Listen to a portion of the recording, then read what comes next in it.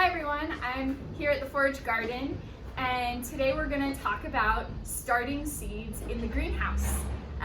This process is so magical, especially for first-time gardeners, getting a chance to see a seed fully germinate and then produce all the food that is throughout the season. It's just such an incredible process to witness. Seeds are so magical, right? They have everything that they need to germinate and start to photosynthesize, packed into this little itty bitty seed. And so all of the food that is needed for the seed to germinate, the first leaves that come out, so the cotyledon is what we call those, and then the root system or the radicle will come out and start to complete this germination process. So what we need to do is we need to make sure that our seeds have everything that they need to complete that germination process and start photosynthesizing on their own, and get those seeds up really nice and healthy before transplanting them out into our garden. And soil pest management really starts in the greenhouse. So we are less likely to have disease and pest issues later on down the line if our seedlings are healthy and strong and thriving in the greenhouse. So what we need to do is we need to start with the soil. So we make our own potting mix here at the Forage Garden. We use a combination of coconut coir, so this is ground up coconuts that come dehydrated to us, and this is a more sustainable solution than peat moss. And then we also use compost and native soil. We combine these three materials together with water, and then we add in EB Stone 555 organic fertilizer.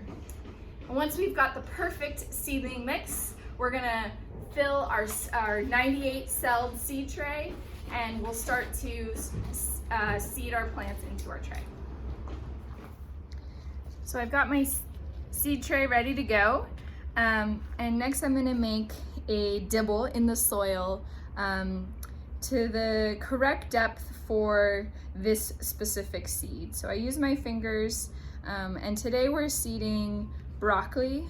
Marathon broccoli is the variety, and we want our seeds to be about a ½ inch deep. So I'm making the dibbles in the soil, and you see I'm not compressing the soil too much. We want our soil to be nice and light and fluffy so that the root system of our plant can easily grow and germinate nicely. Next, I'm going to take my seeds, placing them in my hand, and in my right hand I will place one seed in each hole. If we place more than one seed in each cell, we would later need to come back and divide those seeds when we're uppotting, which can be done, but it's a bit easier if we only have one seed per cell.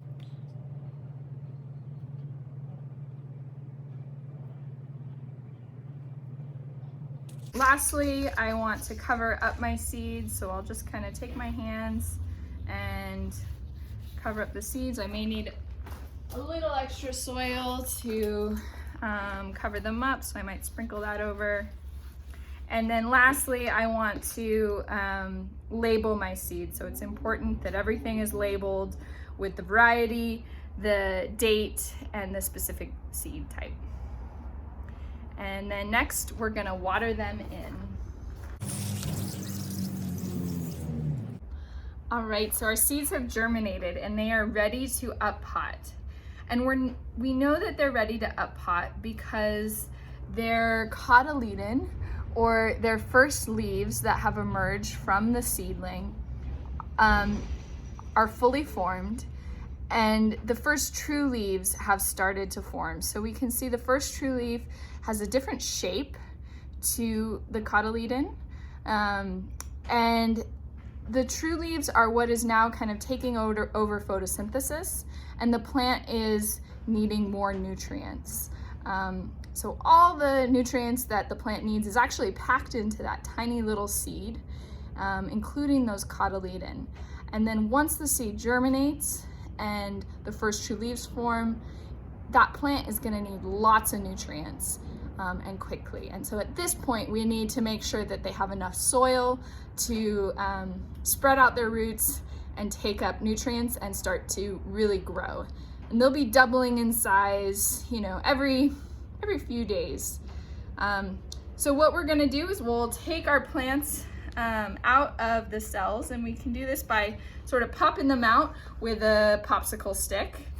So I'll kind of choose this guy. So I go down straight down on one side, lift up the seedling, come over to my pots, make a hole about the same depth as my root ball, place that plant in there and tuck it in. Make sure it's kind of standing upright and straight.